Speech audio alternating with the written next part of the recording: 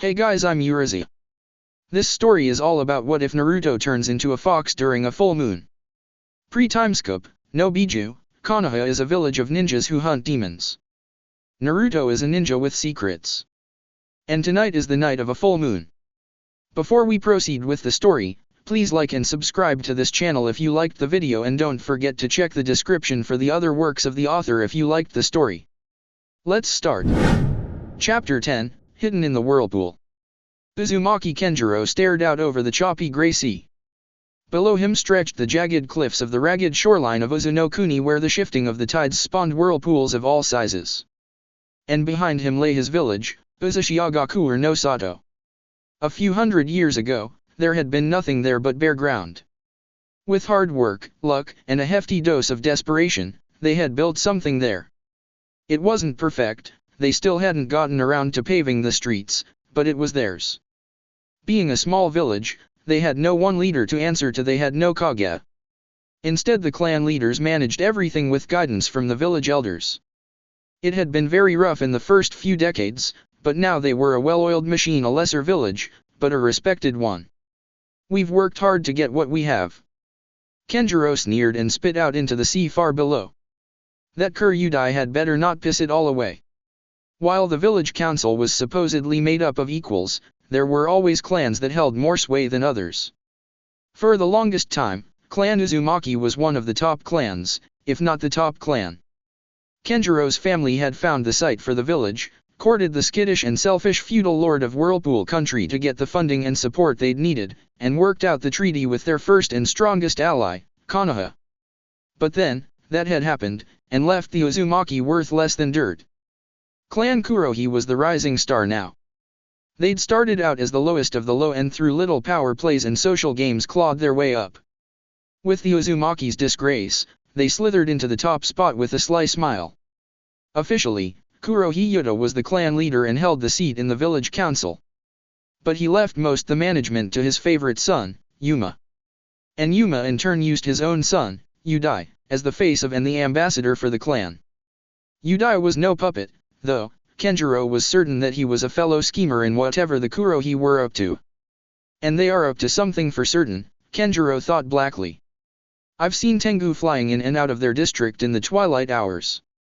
And Yasu swears to me he saw some Kurohi talking to a pack of Tsuchigamo. They are up to something. A flicker of red in the corner of his vision caught his attention, and he looked left along the cliffs. His only daughter, stood several yards away, staring off into the sea like he had been doing. She was beautiful, like her mother had been, with long red hair whipping in the wind. Not only was she beautiful, but she was fierce and strong and an Uzumaki. She should have been his pride and joy. Instead, she was the Uzumaki's shame. Her disgraceful lover, the abomination she birthed, it had dishonored the whole clan and painted them as a pack of werewolf lovers. The Uzumaki were a joke now, and even their closest and oldest allies no longer took them seriously. Kenjiro wondered if his clan would be able to recover the respect they once commanded in his lifetime, long as it was likely to be. I let her go there too young, he thought as Kushina turned away from the sea and walked back to the village. I let her stay too long. She came to love them more than she loved us. My daughter left for Konoha, and a stranger came back in her place. The greenhouse wasn't hers, but for all the time she spent in it alone, it might as well have been.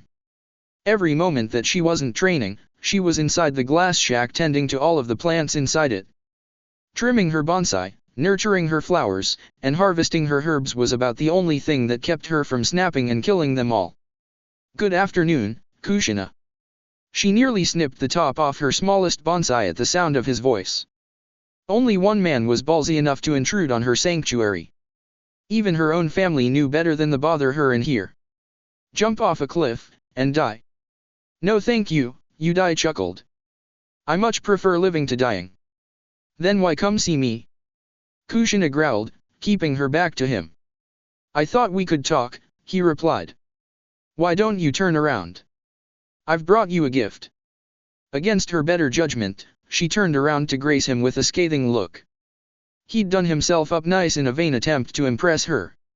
He wore loose black pants, a black GI-style shirt tied shut with a blue belt that matched his hair, a sword hung at his hip, his hitai dangled around his neck from a black cloth, A little gold hoop earring was set in his right earlobe, and he wore a blue coat over all of it that reminded her of Tsunade's gambler jacket. And in his right hand he held a dead pheasant by the ankles. Apparently that was her gift. "You brought me a dead thing," she said flatly. "I thought you might like it. I caught it myself. That proves I'm a good provider." Yudai smirked. "That's how animals court potential mates." Kushina bared her teeth at him, flashing her fangs. "Get out. You don't respond to traditional courting, you don't respond to human courting, so I'm left to try the way that animals court." Yudai shrugged with a cheery smile. "I want you," he said simply. "You know that I'm the best of your suitors. I'm far better than a woman of your circumstances could hope for, so why do you keep refusing me?" "That's easy," she growled. "My Minato is 10 times the man you are."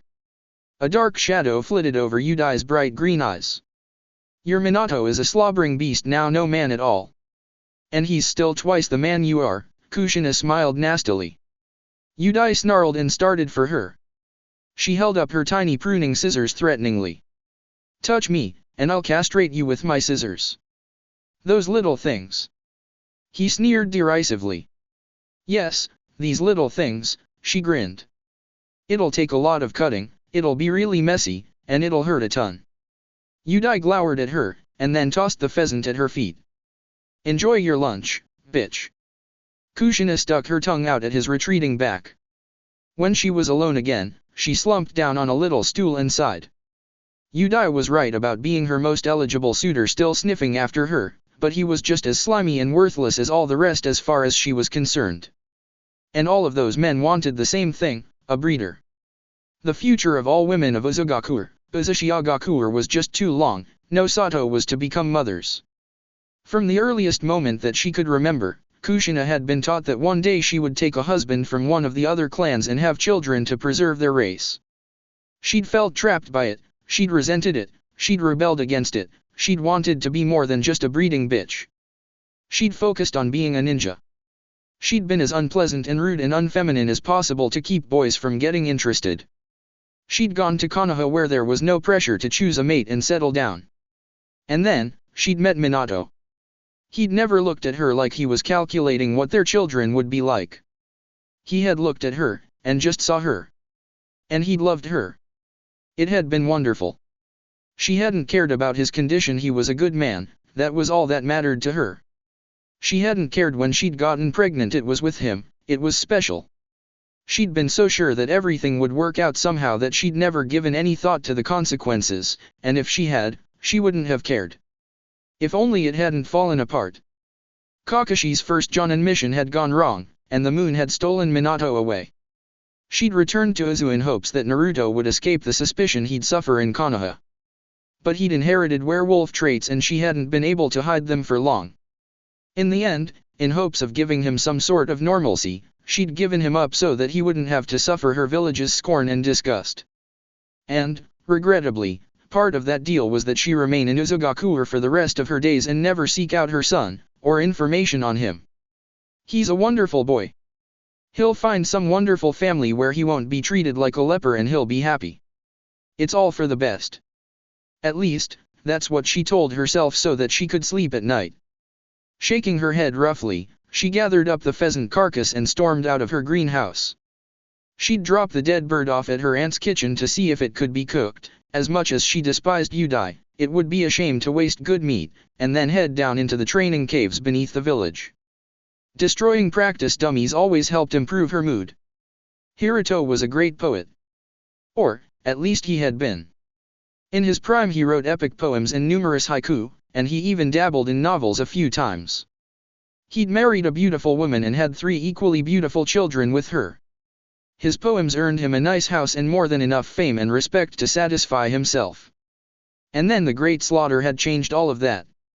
He had no idea how they found him out. One night they had stormed his house, gathered his family, and threatened them until he'd broken down and admitted it. Then they'd slit his wife's throat, and his children's throats, and his own throat, though they hadn't quite cut deep enough, and then burned his house down around him. Hiroto was no warrior.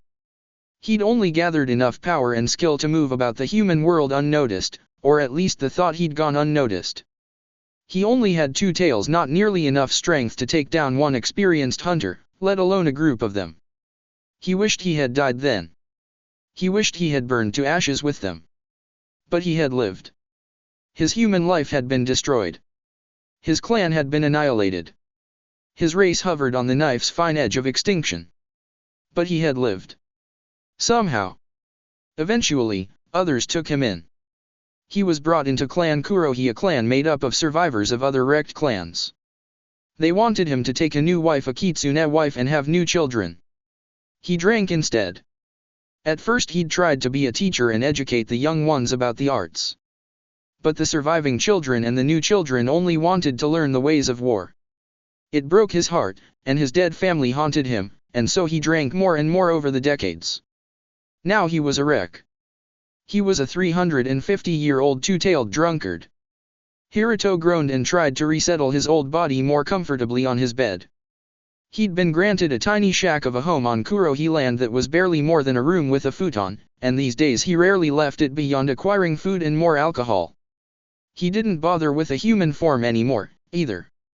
Hiroto was old, and due to his alcoholism he felt even older than he really was. It was a wonder to him that he hadn't died yet. Great uncle. He blinked and looked up blearily to see a handsome young fox stroll into his residence. The visitor had to be Kurohi. No one from any other clan would bother calling him great uncle. The boy was striking, with deep blue fur, bright green eyes, an earring in his right ear, and 6 magnificent tails. Hiroto struggled to recall the boy's name. Why, yes. How are you feeling today? The young fox asked him politely. I am all right, Hiroto blinked owlishly. I could use a drink, Yuta. You die, uncle, the younger creature gently corrected. You would like something to drink.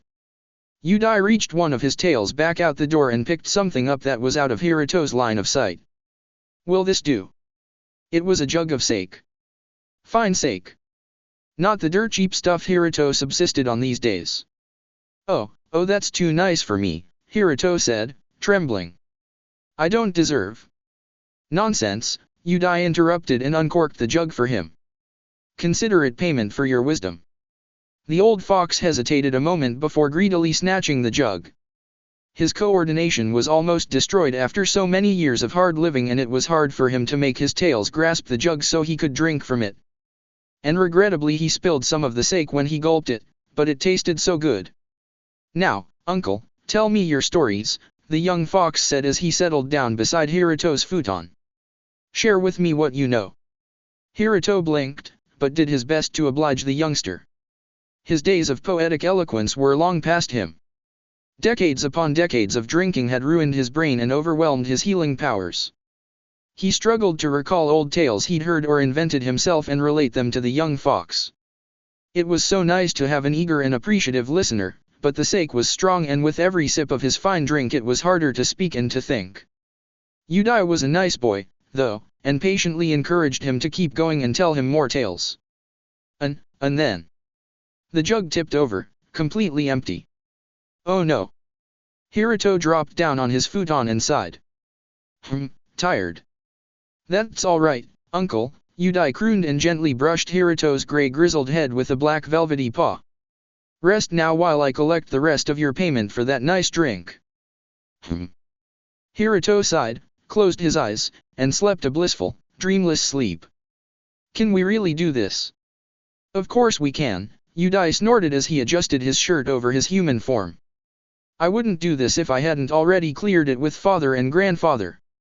No one will miss him in the clan, no one will miss him outside the clan.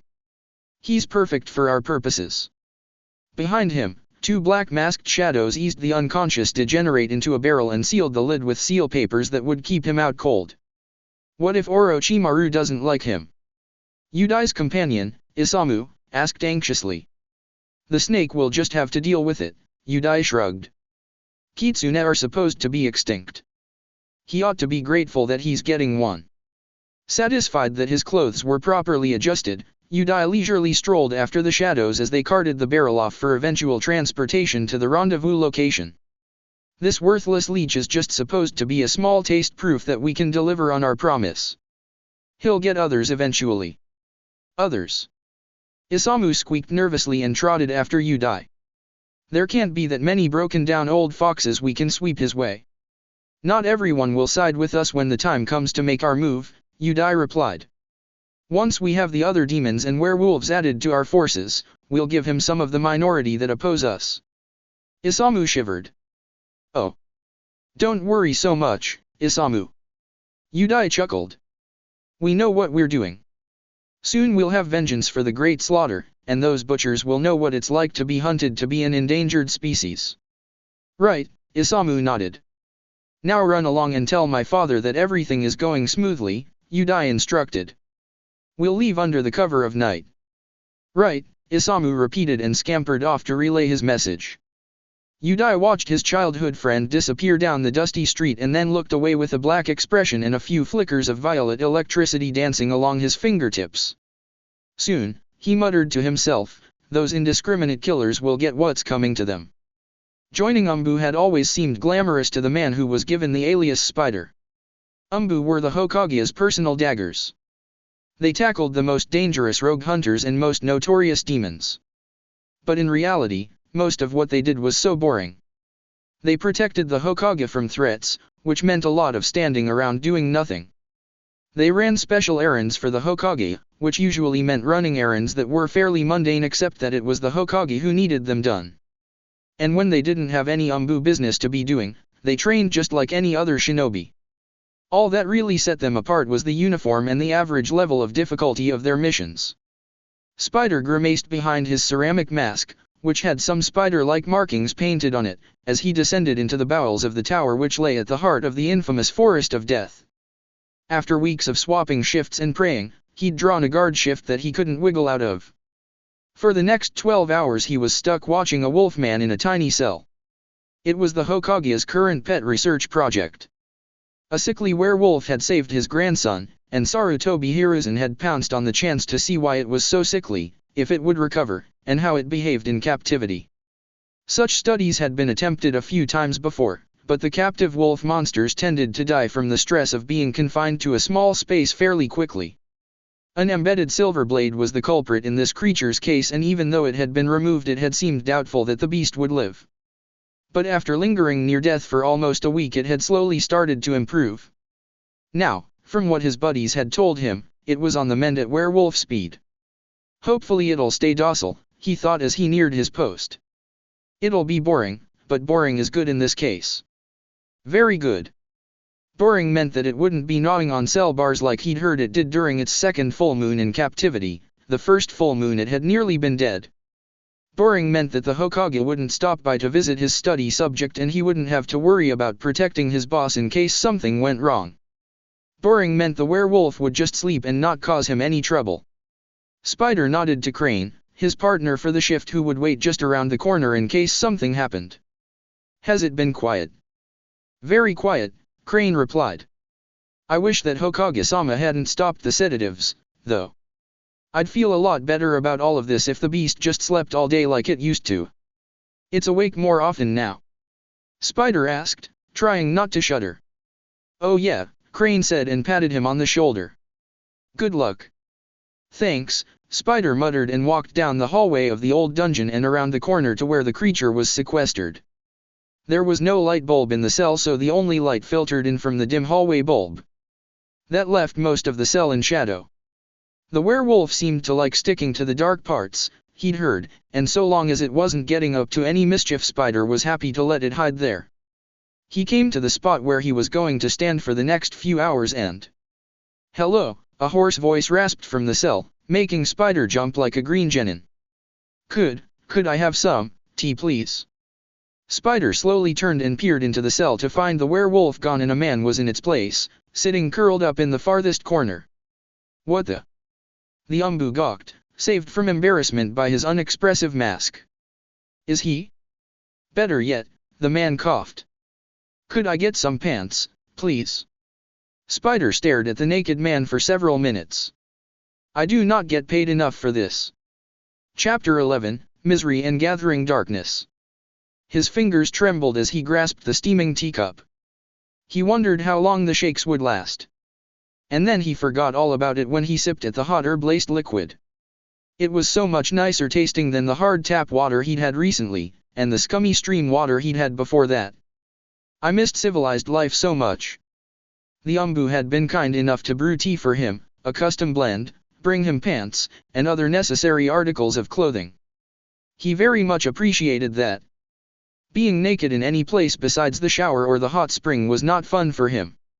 I had hoped that it was you, but this was not the way I expected to find proof of my suspicions. He looked up from his teacup to find that another person besides the two Umbu that scrutinized his every move had appeared. Shifting from one form to another had the fringe benefit of boosting his regeneration during the change, so while his eyesight still wasn't perfect, it was easily twice as good as it was before he'd made the effort to return to his human shape. He could see more than well enough to know who had arrived, even if he hadn't heard the man speak, and he started to rise from the table so that he could kneel to his Hokage. "No need for you to get up," the old man said, waving him down. The Hokage settled down at the table across from him and chewed on the stem of his unlit pipe. "I need to thank you, Minato, for keeping Konohamaru and his little friends from becoming centipede food." He removed his traditional red and white hat, revealing his white hair and receding hairline, and shook his head. "Such a troublemaker, that grandson of mine. He begged me repeatedly to let him keep you as a pet." "He's your grandson?" Minato blinked olishly. "That kid who twisted my tail and called me a zombie dog?" "Yes," the Hokage nodded. "I didn't agree to his pet idea, of course. He's grounded until he makes genin for sneaking out of the village like he did. I'm sure that his friends are grounded, too." Minato took a long sip of his tea and sighed quietly as the warmth slowly spread throughout his body. "That's a very interesting blend of tea you requested," the old man remarked. "I always thought that you preferred coffee." "I do," Minato replied. "The ingredients of this tea ease the symptoms of silver poisoning. At least that's what I've heard." "Who did you hear this from?" the Hokage inquired curiously. "A man named Koki," he told the senior shinobi. "About 10 years ago I wandered into the land of iron and into the small border village where he lived." Minato took another sip of tea. "He was a blacksmith, and a werewolf." "Really?" Minato nodded and finished off his cup. "He was friendly. A lone wolf, but friendly. He let me stay with him for a few months and taught me a few things in exchange for putting some protection in his shop. Some local Tengu liked to steal shiny bits of metal from him to decorate their nests."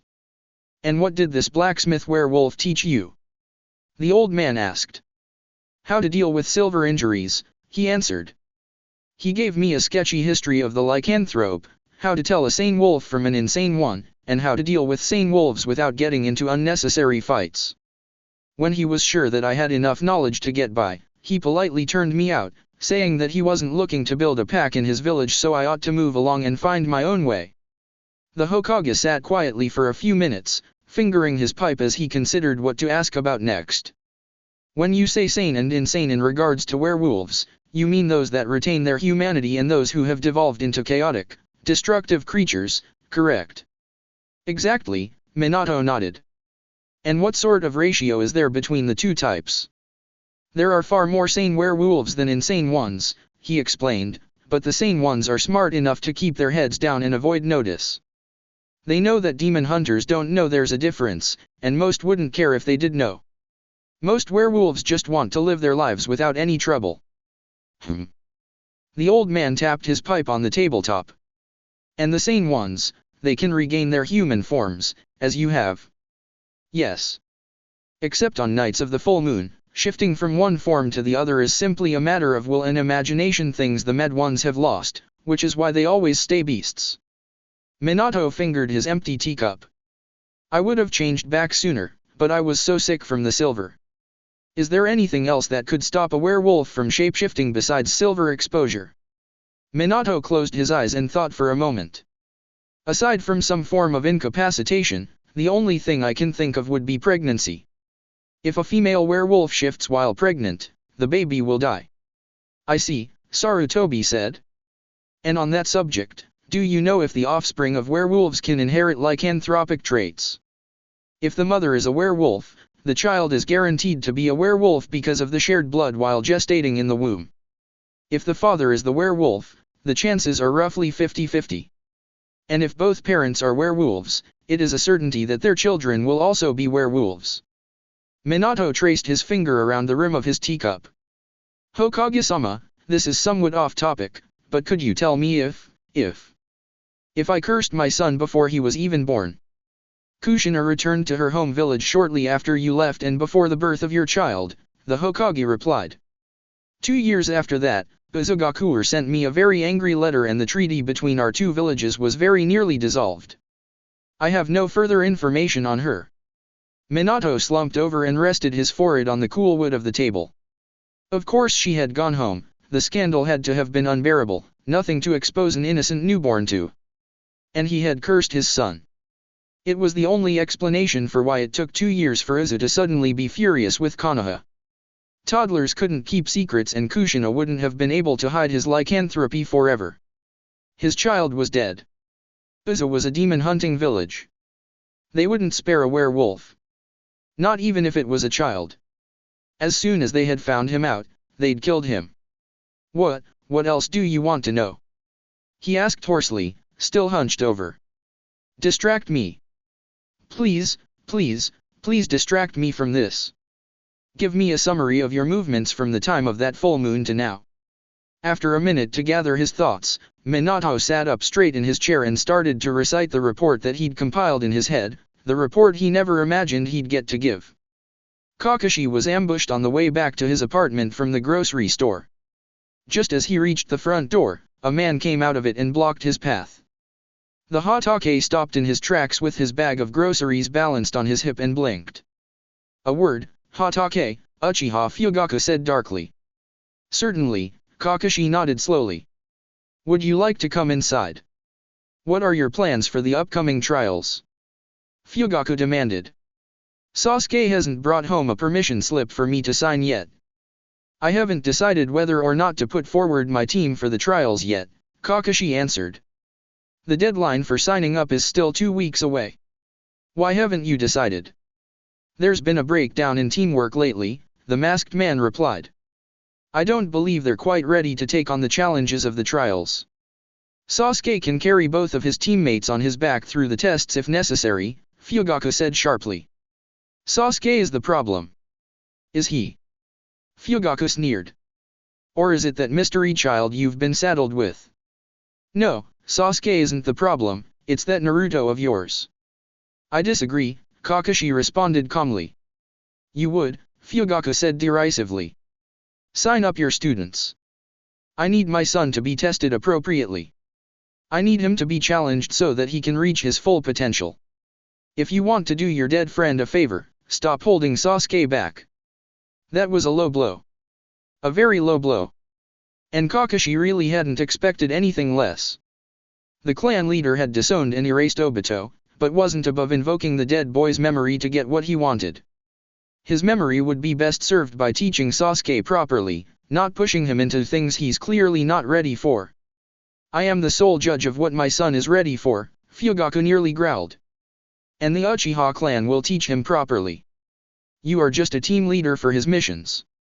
And you will put your team up for the trials. The Uchiha walked past him, bumping his shoulder. If I have to come and see you again, I will not be so polite, thief. Kakashi made no reply. He simply entered his apartment building, walked up to his apartment, and went about putting away his groceries. When that was finished, he sat down, pulled out his book, and leafed through the comforting, familiar pages. I really hate that man. Wah. Splash. Jiraiya glanced up from his outline of his next novel and chuckled wickedly at the sight of a drenched Naruto treading water in the pond. Quit laughing, you old pervert. The boy fumed as he headed for shallower water where he could stand. I can stand on water just fine. Why do I have to do taijutsu drills while I'm doing it? If you make tree walking and water walking instinctual, you can focus on fighting your foes instead of keeping your footing steady. It helps improve your chakra reserves and your control of it. And Jiraiya smirked at him. Watching you fallen is amusing. Ero Senin. The boy howled furiously as he wrung the water out of his ugly orange jacket. Hey! Quit calling me that, brat! Jiraiya barked. Respect your elders. Naruto stuck his tongue out at him. Then the boy peeled off everything but his underwear, dumped it on the ground, and used his chakra to stride over the surface of the deep pond like a water strider bug. When he was at the center of the pond, he got back to running through series of kicks, punches, and other choreographed fighting moves. He was pushing the boy hard. In addition to the kids' regular team practices, Jiraiya took up his time with hour to 2 hour long training sessions. Naruto didn't have the stable background that all of his classmates did. He wasn't trained from a young age to be a shinobi. He had a lot of ground to make up, and he had to be better. The kid needed to be able to protect himself from demons outside the walls, and perhaps even from his own comrades. He's made it through 1 week so far, but can he keep up the pace? There'll be a full moon next week, that might slow him down some. And 2 weeks after that is the start of this year's trials. I wonder if Kakashi will decide to enter them. It didn't seem likely from the last time he'd chatted with Kakashi. Little Sasuke was being a bully, a spoiled brat, and destroying the team spirit of Squad 7. But there was still time for the young Jonin to change his mind, and stranger twists had happened, like Kakashi taking on students at all. Wah! Splash! You didn't make it through the set, start over. Jiraiya demanded, imperiously waving his pencil stub. Naruto slapped the water and snarled, but climbed out of the water and started over. Jiraiya made a quiet, satisfied grunt and went back to scribbling novel notes. It was a lot of fun to push the kid's buttons. When he'd tried to mess with Minato back in the day, his beloved pupil would shake it off with little reaction, unless the teasing pertained to girls, which would embarrass him horribly. Naruto was a lot more like his mother, an amusing spitfire that was easy and fun to rile up. Although in his situation he could stand to have a slightly cooler head. Jiraiya tapped his stubby pencil on his little notepad. Panic could undo him just as easily as his temper. Splash! Jiraiya glanced up again to see the boy trudging back to the edge of the pond. He was shivering a bit and looked drained. The cold pond water and low chakra were getting to him. The old shinobi chucked a towel at the boy's blonde head when he crawled back onto dry land. Take a 15-minute breather. MMPH, the boy grunted and cocooned himself with the towel and sat down on a patch of dry grass. For the next 10 minutes or so, the only sounds were Jiraiya's pencil scratching on his paper. The old shinobi focused solely on the possibilities of his next best-selling book. What sorts of escapades should his main character endure this time around? What sort of people would he meet? What sort of girls? What? Hey, Ero-senin. Don't call me that. Jiraiya grumbled, but paused in his story, planning to see what the brat wanted. You knew my mom when she lived here, right? I did, Jiraiya nodded. Well. Naruto fidgeted with a corner of the towel. How did she take it when, that happened? You're going to have to be more specific than that, brat, Jiraiya snorted. Naruto frowned. When he looked at the moon. Oh. Jiraiya pulled out a kunai and used it to sharpen his little pencil. She was very upset, of course. You were only a few months away from making your grand entrance into the world, and all of a sudden she was alone. And then there was all the controversy going on in the village. It was a mess. She wasn't mad at him? The boy asked in disbelief. Not really, Jiraiya shrugged and tucked the kunai away. She knew that it could happen someday. She knew. Naruto sputtered, lurching to his feet. She wasn't surprised that he was a werewolf. No, she wasn't surprised, she knew all about it. Jiraiya squinted at his little pencil and made a mental note to pick up some more. Minato told her about it when things started to get serious. And she stayed with him. The kid squawked. Why? Because she loved him, the white-haired man replied.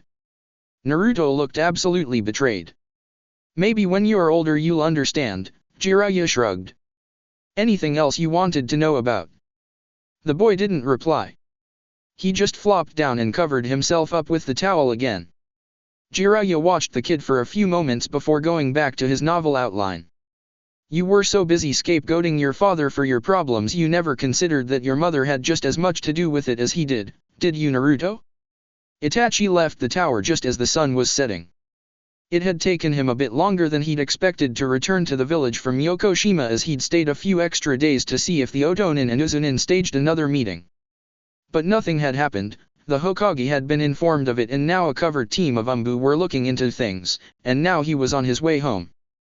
Then, halfway to his destination, he spied his foolish little brother's teammate. The blonde boy, dressed in an obnoxious shade of orange, sat on a street corner with his head down. As Itachi drew closer, he noticed the young genin was fidgeting with a black chessonite. "Good evening, Naruto." Naruto flinched and blinked up at him. "Hi. Has Sasuke been behaving himself?" Itachi asked. The boy shrugged and looked down at the street. "I guess. I'll take that as a no," Itachi thought, and said, "Do you play chess?" "No," Naruto muttered. "Then why do you have that knight in your hand?" "It belonged to a friend of mine," the boy replied, and hurriedly shoved the plastic figurine into his pocket. Itachi gave him an inquiring look. "Who would that be?" "No one you'd know," Naruto answered. "He's dead, anyway." "I'm sorry to hear that." Itachi crouched down beside the boy. "My investigation in Yokoshima turned up nothing on your background, if you were curious." The boy just shrugged, as if he'd expected that. "Do you know where you were born, Naruto?" "Nope," Naruto answered. "Could you tell me what your original surname was?" "No." And then the boy went and asked the Uchiha a question. "What are your parents like?" Itachi blinked, but answered. "My mother is Uchiha Mikoto. She was a kunoichi, but she retired when she married. She is beautiful and kind, a good cook, and in my opinion a good mother. My father is Uchiha Fugaku. He is the leader of the Uchiha clan and chief of the military police, which makes him my boss as well as my father. He is strong, strict, and demanding, and he strives to do what he feels is right." "Why do you ask about them?"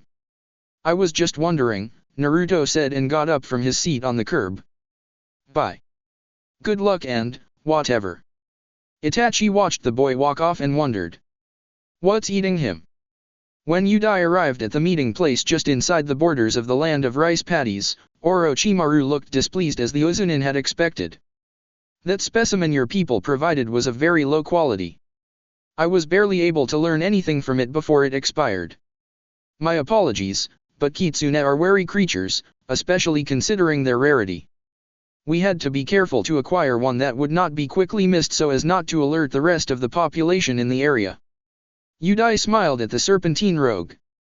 "And he was only meant to be a sample proof that we could deliver.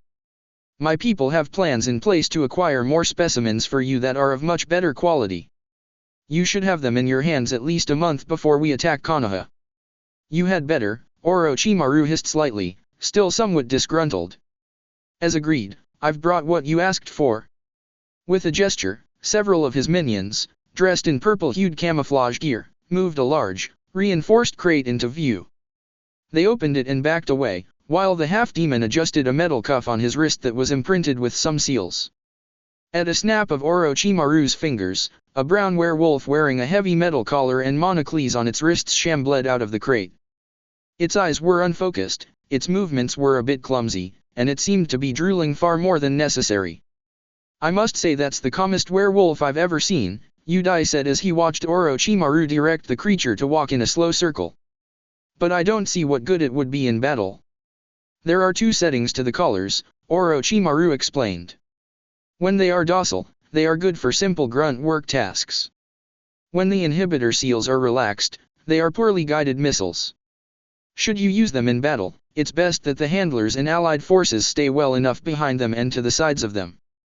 Their powers of discrimination are very, very limited."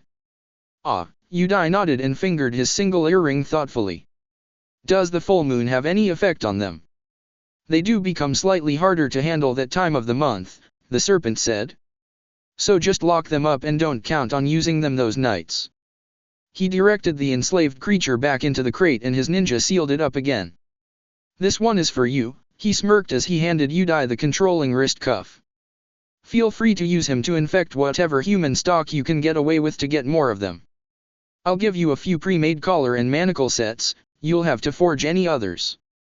And we will be provided with instructions on how to do that, and how to manipulate the werewolves we control. Yudai inquired.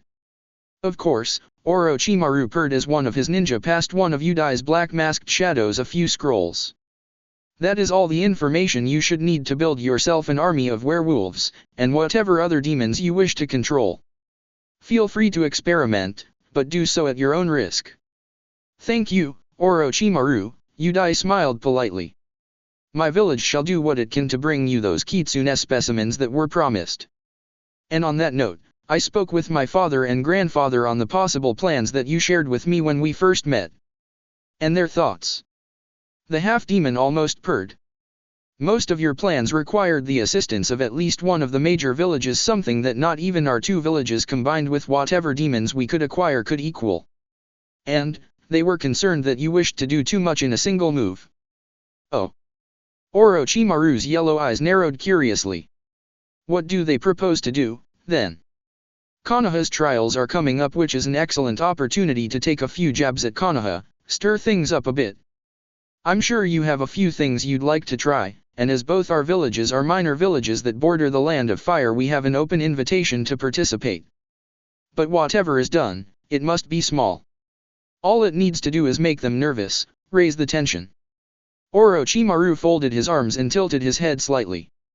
And then, my village hasn't sent any of our ninja to train in Konoha since that unfortunate werewolf incident.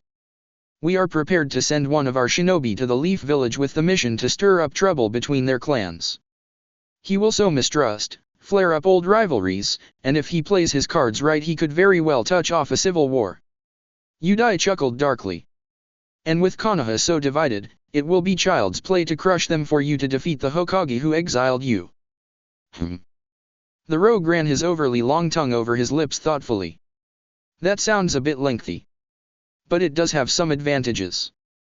It would be a good way to get the Uchiha and perhaps even the Hyuga neutralized as threats.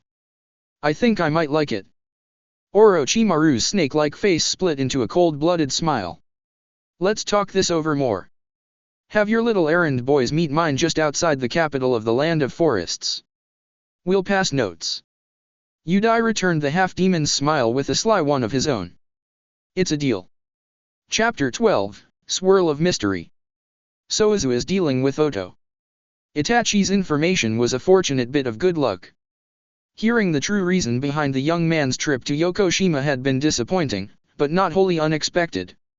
Sending the Uchiha off with congratulations for his keen instincts and a warning for his father to concern himself with criminals instead of researching family trees, he'd been left with what to do about this new situation. He'd sent Umbu to monitor the area. He'd alerted his spies. But it didn't seem like enough. I'll have to send Jiraiya. Sarutobi didn't want to interrupt his student's work with Naruto, but there really wasn't anyone else he could trust. Jiraiya was an experienced observer and skillful infiltrator. And with his impressive battle prowess and his contract with the Toad Demons, he should be able to handle whatever he ran into. But what to do with Naruto? Sending him with Jiraiya on this assignment didn't seem like a good idea. Jiraiya needed to focus on the task at hand, and if Kakashi decided that his students were ready, the trials were less than 2 weeks away. If Naruto wasn't in the village, his two teammates wouldn't be able to enter. At least, not without a lot of scrambling to find a replacement for him to round out his team, and a lot of unnecessary paperwork. He could assign Minato the task of being Naruto's extra tutor. A werewolf would be an excellent teacher for the boy. But allowing the two to meet could lead to all sorts of conclusions and confrontations. Even though it looked certain that Naruto was Minato's son, there was one tiny thing that just didn't fit. In all that Minato had told him about werewolves, the Hokage hadn't heard a thing that would explain Naruto's kitsune-like traits. Some werewolves had unusual fur coats that made them appear similar to some breeds of dogs, but none looked exactly like foxes, or smelled like foxes either. Jiraiya's theory that the Uzumaki line contained latent kitsune blood might explain it.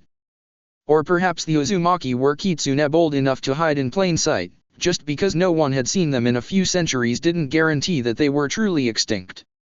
Or maybe the boy was the child of some other werewolf and a partial kitsune, or full kitsune, whose mother had red hair and so could easily mistake Uzumaki Kushina's picture for his own mother. Without that one tiny thing explained to his satisfaction, Sarutobi would remain cautious and keep his mind open to all possibilities.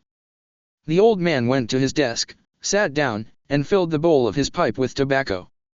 He lit it, breathed in the smoke, and thought hard for a while. And then, clenching the stem of his pipe in his teeth, he removed some blank pages and a pen to write with. I think that it's time that I wrote an old friend. A slight commotion at the door interrupted him before he could put his pen to the page. Frowning, he glanced up at his office doors in time to see them swing open. Despite the protests of the Chunin guarding his door, Uchiha Fugaku strode inside. You didn't schedule an appointment with my secretary, the Hokage said disapprovingly. I am not some foolish civilian here to waste your time, Fugaku replied sharply. This should only take a moment. I hope so. The Hokage exhaled a cloud of smoke. Do you want me to sign off on another Uchiha leaving the village to investigate a case? I would like to know if there are any genin squads down a man that wishes to participate in the trials, the Uchiha said. The Hokage raised a gray eyebrow. Why would you like to know that? As I have stated multiple times before, I have serious doubts as to Hatake Kakashi's abilities as a teacher.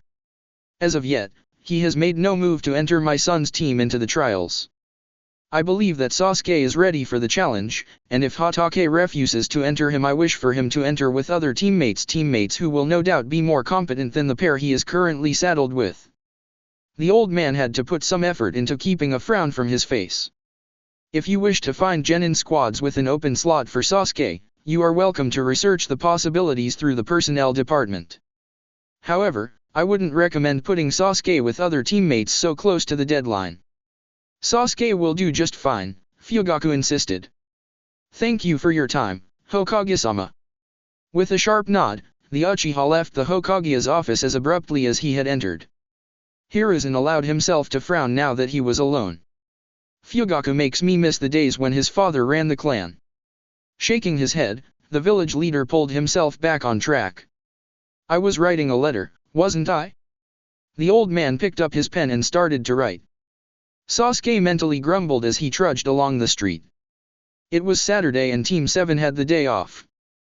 But just after breakfast, Sasuke's father had taken him aside to talk and assign him a task. Your drive and determination to assist in the investigation of your teammate is admirable, Sasuke, but in this case you've done nothing but sabotage yourself. If you wish to have the best chance of participating in the trials this year, you will need to mend bridges with this Naruto boy. Be his friend, for the time being, and leave the investigating to your brother. Itachi has already long passed the trials and now is the time for you to be focusing on doing the same. The dark-haired boy clenched his teeth as he approached the apartment building that he was looking for. Because Team 7 had no practice or mission to do today, the only way to find Naruto was to go where he lived. And according to his father, Sasuke needed to apologize to the idiot and bond with him. When Sasuke reached the right door and knocked, Iruka-sensei answered the door, which confused him for a moment before he remembered that Naruto currently lived with the Chunin. Hello, Sasuke, the scarred Chunin blinked in surprise. What can I do for you? Is Naruto in? Sasuke asked. I sent him out to pick up some groceries, but he should be back soon, Iruka answered. Why are you looking for Naruto? I just wanted to talk to him, the Uchiha boy shrugged. Would you like to wait for him inside? Iruka offered. Sasuke almost declined, but then he figured that if he could see Naruto's room he could find something beyond being ninjas to bond with the moron over. Sure. A few minutes later, Sasuke was wandering around Naruto's room while Iruka-sensei went back to grading homework assignments from the younger academy students that he primarily taught. The room was messy, as Sasuke had expected it to be, with clothes, a few loose weapons, and old scrolls scattered in the corners and on the desk. The walls were a plain off-white color and completely bare except for a cheap movie poster that featured some fantasy princess named Princess Gale. It was a pretty general boy's room, and the only part of it that had much of a personalized feel was the nightstand by Naruto's bed. There was a strange black nightcap that was decorated with eyes and buck teeth so that, when it was worn, it would look like some critter was chewing on the wearer's head dangling off the edge of the little round table beside the bed. And there was, of course, an alarm clock that looked like it had seen better days. Sasuke spied the black chess piece that he'd threatened to destroy several days previously. And finally there were 2 framed photographs. The first was the official Team 7 group photo, but the other was a lot more interesting. It was a casual photograph stuck into a frame that was a few inches too big for it, leaving the brown cardboard backing showing above and to the left of the picture. The image featured a woman, a kunoichi, with long red hair and eyes that were either a dark gray blue, or a murky shade of dark violet. She had a reckless grin on her face and was flashing a peace sign at the camera. When Sasuke briefly activated his Sharingan to memorize the picture, he noticed that the symbol etched into the metal plate of her Hitai wasn't Konoha's leaf, but an odd spiral that reminded him of the red spiral present on the backs of the flak vests that most higher-level shinobi wore. What village is that symbol for? It has to be one of the lesser villages, there's dozens of those. I'll have to look it up when I get home. Sasuke frowned and picked up the frame. Why does Naruto have a picture of some random foreign kunoichi? Hey. Sasuke looked over his shoulder to find Naruto glaring at him. What? The Uchiha grunted as he put the picture frame back on the nightstand. Quit touching my stuff. Naruto snapped, rushing over to see if the Uchiha had done anything bad to the picture. Relax, I didn't mess with your girlfriend's picture, Sasuke said. Naruto gave him a disgusted look. That's my mom. Sasuke wanted to ask a ton of questions about that, like why didn't he stay in that foreign shinobi village and be a ninja there, but he wasn't allowed to ask any more questions until after the trials, so he just settled for saying, "Oh. What do you want, Sasuke?" Naruto asked suspiciously. You've improved some since graduating, Sasuke said, very reluctantly. But you need to get better if the team is to get into the trials. I came by to invite you to use my family's private grounds. The whiskered blonde stared at him for a minute. No, thanks. Sasuke narrowed his eyes slightly. Only Uchiha are allowed to use them. It's an honor for a non-Uchiha to get permission to train on them. No, thanks, Naruto repeated. I already have a tutor. Who? Some old dude named Jiraiya, the blonde shrugged. You saw him once, he saved my chess piece from you. The man with the toad demon, Sasuke muttered with a frown. So his name is Jiraiya. Yeah, him, Naruto nodded and flashed the Uchiha a smug grin. So I don't need your help. Sasuke grunted. I bet Sakura-chan would like it if you let her train with you at your house, Naruto smirked. Aren't you supposed to like her? Sasuke muttered with a raised eyebrow. I do. The blonde hurriedly assured him. Sakura-chan's the best. But, she's really behind us. Sasuke hated to agree, but Naruto was right. That annoying girl was clever, but she was physically weak. She tired quickly, she reacted too slowly in a fight, and she couldn't take many hits before she was knocked down. Why don't you train with her?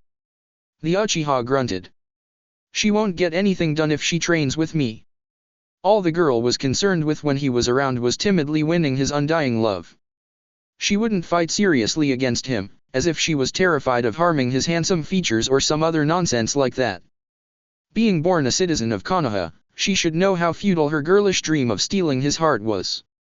He was an Uchiha and he would only marry another Uchiha. Sakura-chan won't train with me, Naruto pouted. She thinks that if she agrees that I'll think it's some kind of date. Sasuke ground his teeth in frustration. Well, convince her it won't be a date. I need to get to the trials and pass. I'm already way behind my brother. When he was my age, he was almost a jonin. Naruto blinked. Seriously? My brother is a prodigy, Sasuke growled, trying to keep the bitterness from his voice. He is elite among the elite. When my father retires to become a clan elder, he will take over leading the Uchiha. Naruto rubbed at the back of his head. Cool, I guess. Silence fell between the two boys as Sasuke's mind worked. He'd intended to flatter the idiot with the opportunity to use the Uchiha clan's training grounds, but Naruto didn't seem interested. He couldn't talk about the woman in the photograph as he wasn't supposed to be digging for any more information, at least until after the trials. He would have tried to talk about the movie poster, but he rarely watched television as he was much too busy trying to advance himself as a demon hunter to bother. You know, Sasuke said slowly, if we participate in the trials and do well enough, we'll have opportunities to take on more challenging missions. It doesn't matter if we make Chunin, we just have to get to the last round of tests. You think so? Naruto asked curiously. It's true, Sasuke replied. So if you want to tangle with something more dangerous than a D-class nest of insect demons, impress Kakashi-sensei. The Uchiha tried not to smirk as he watched the sluggish gears of Naruto's brain turning over this tempting possibility.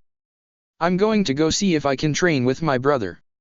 I'm through with tracking down lost pets, babysitting brats, and weeding old ladies' gardens.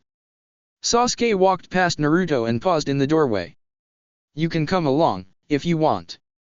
Sasuke wasn't keen on sharing training time with his brother, but if it helped smooth things over and get them into the trials. No thanks, I was already going to go train with someone else today, Naruto answered. HN, the Uchiha grunted. See you Monday, then. Bye. Naruto waved cheerily. Sasuke ignored him, and Iruka-sensei who was still grading papers in the kitchen, and walked out of the apartment. Why can't Naruto ever make anything easy? His attempt to befriend the class idiot didn't seem to have been much of a success, but then he thought of the photograph of the foreign kunoichi and felt some hope. Perhaps father will find this information useful. Naruto walked through the village on his way to meet with Ero Sennin for training and pondered over Sasuke's weird visit. Was it another attempt to force him to divulge the secret of how he'd defeated Haku back in Wave Country months ago? It hadn't seemed that way. It was almost like Sasuke had been being friendly. Which was kind of creepy. I hope Sasuke is right about the trials getting us better missions, even if we don't get promoted, he thought. I'd like to get into some real battles with demons. So far we've only really fought those stupid bugs, and Zabuza and Haku and the Ana brothers were humans. As he cut through a block populated with various kinds of shops, he came across a small pack of stray dogs sniffing around and barking. Naruto would have ignored them and continued on, but he noticed what the strays were interested in. He stopped and listened as the dogs circled around something small and white tucked away between two shops. Hey, puppy, a brown mutt growled. Our territory. Scram. Go away, a dirty white hound snarled. Go away, a gray dog agreed. I am just looking for some money Kiba lost. Akamaru whined. I'll leave when I find it, I promise. Naruto tried not to listen to things that dogs said. A few times when he'd been younger he'd told his foster families at the time what he thought they were saying, and everyone thought he was crazy. He'd be sent to the next family in line shortly after he'd reveal his skill, and so he quickly caught on that it wasn't normal and he stopped listening to dogs and sharing what he'd heard with anyone. Go away, the strays barked over and over again, growing more threatening by the minute. Go away. Go away. Go away. We'll bite you. Go away. I need to find Kiba's money. Akamaru whimpered. He'll get in trouble if I don't find it. Please leave me alone so I can find it. The blonde boy was surprised at how smart Akamaru sounded. Normally dogs sounded pretty dumb, barking only short phrases that had to do with food, smells, play, or territory. But the first day that Kiba had brought Akamaru to class with him he'd boasted about how the Inuzuka specially bred their dogs for intelligence, magical ability, and long life. So even though Akamaru was a tiny puppy, he'd probably sound a lot smarter than full-grown alley dogs. Intruder, the gray dog howled and suddenly rushed the quivering puppy. Go away. Kiba. Akamaru wailed, backing deeper into the dead-end alley. Help me. Naruto didn't wait to see if Kiba was around to hear the puppy's cries. He darted across the street and kicked and hit and shouted at the strays until they fled. He detested bullies, no matter what the species. What jerks, Naruto muttered. Picking on a little puppy like that. Naruto. Akamaru crept forward, wagging his tail. Thank you. You're nice. Do you want to be my friend? I gotta go. Naruto grinned nervously and hurried away. Be careful and tell Kiba to find his own damn money. How did he know that I was looking for Kiba's lost money? Akamaru yipped as Naruto hurried out of hearing range. He can't hear me like Kiba can. The whiskered boy stuffed his hands into his coat pockets and kept walking. I wonder, if I tried to talk when I get furry, would Kiba know what I was trying to say? He'd long given up thinking that he could talk when he transformed. When he'd been really little and still lived with his mother, whenever he shifted and tried to talk to someone they'd always complained about his barking like a stupid animal. Not even his mother had understood him. When he'd gone into the foster homes and transformed for the full moon, his talking, to himself to keep from feeling too lonely, had only gotten him into trouble. Sometimes he'd get rocks or shoes thrown at him by people assuming he was just someone's annoying dog barking. Once someone had shot a heavy sling stone at him, probably mistaking him for some wild predator after his animals, and from then on he'd been very quiet. Could I have talked with Okamijiji? Naruto had never thought to try it. Everything he'd ever read or heard about werewolves told him that they were stupid, brutish monsters that couldn't speak and lived only to kill and destroy and spread their curse.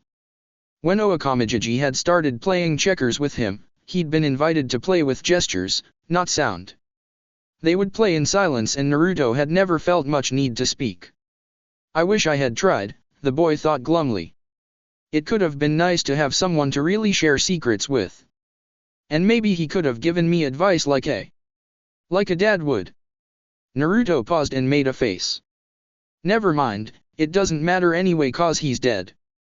He finally reached the hot springs, the place where he always met up with Ero Sennin, and started walking along the fence by the women's side to locate the white-haired pervert. This was how he'd found the man the first time he'd gone to him for extra training. Upon discovering the man's voyeuristic hobby, and upon hearing his ridiculous self-introduction, he'd coined the name Ero Sennin and was determined to use it forever, because he doubted the dirty old man would ever give up peeping. "Hey, Ero Sennin," Naruto said. Quietly he'd shouted at once, and all the women had shouted and thrown things over the wall at them, and waved when he spied the giant of a shinobi peering through a knothole. "Are you done drooling over naked girls yet?" "Never," the old shinobi sighed wistfully. "Pervert," Naruto scowled. "Super pervert," Jiraiya gleefully corrected and tore his gaze away from the hole in the fence. "Well, since you've decided to show up, let's get going." Naruto stuck his tongue out at the man but followed him away from the hot springs to a secluded spot out in the forest. "So, what do I have to do today, Ero Sennin?" "Brat." The old man grunted and sat down on a tree stump. I suppose I'll start with the bad news." "Bad news?"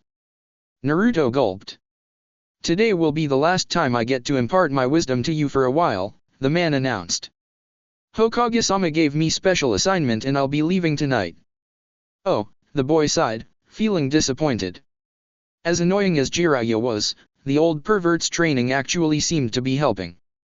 The last few spars Naruto was sure that Sasuke was having a harder time beating him.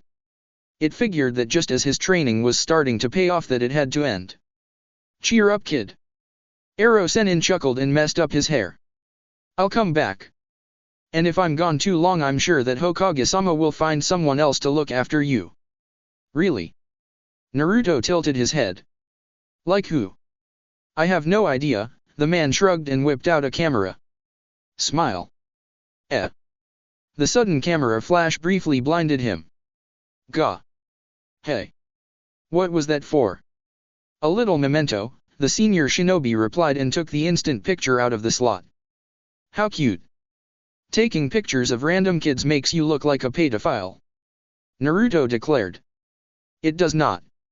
Jiraiya sputtered. "Does too." "Does not." "Does too." "Gah. Up and down that tree 50 times."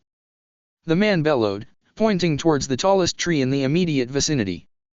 Naruto scowled, but ran at the tree, gluing his feet to the bark as he raced up to its crown and then back down to its roots while trying not to break his neck in the process. Stupid Ero Sennin. What was that picture for really? Fugaku listened diligently as his younger son related to him his attempt to befriend his teammate so that Hokage would be more likely to enter his students in the trials. It hadn't gone well, but it hadn't gone terribly, so Sasuke would just have to be a bit patient. But when Sasuke told him about the photograph that the boy had identified as his mother, he listened harder. Long red hair. Gray-blue eyes. The swirl of Uzu on her Hitai. That woman. His jaw tensed. Then that could mean father. Sasuke questioned nervously, dragging Fugaku back to the present. It's a start, Sasuke, he told his youngest child. Not everyone can be won over in a day. Keep working on him and continue with your training. Yes, father. Sasuke said with determination. Now go see if your mother needs any errands done, he said in dismissal. Sasuke bowed and hurried off to do as he was told. Fugaku smiled slightly, but only when Sasuke was out of sight. It pleased him that Sasuke worked so hard to excel, but Fugaku was careful not to praise him too much. Excessive praise would lessen Sasuke's drive and he wanted his son to do his absolute best. When Sasuke was grown, Fugaku would be able to freely share how proud he was of his second son. It was most fortunate that Sasuke stumbled over that picture, he thought as he headed back to his office in the headquarters of the military police. If only he'd gotten into that boy's room and seen it sooner. He'd sought backup teams that Sasuke could join if Hokage held back his team from the trials and there were none that had any promise or that would accept a last-minute addition. That meant that he'd have to make sure that Team 7 was entered. And that meant that he couldn't get Naruto off the team until after the trials. There is some risk in leaving the boy on Sasuke's team, he thought. But it would only be for a few more weeks. Itachi can use those weeks to confirm it. And once the first half the trials are done and teams are no longer required, that boy can be tested and removed should he turn out to be positive. That's it for part 4. Thank you for watching and see you on the next video.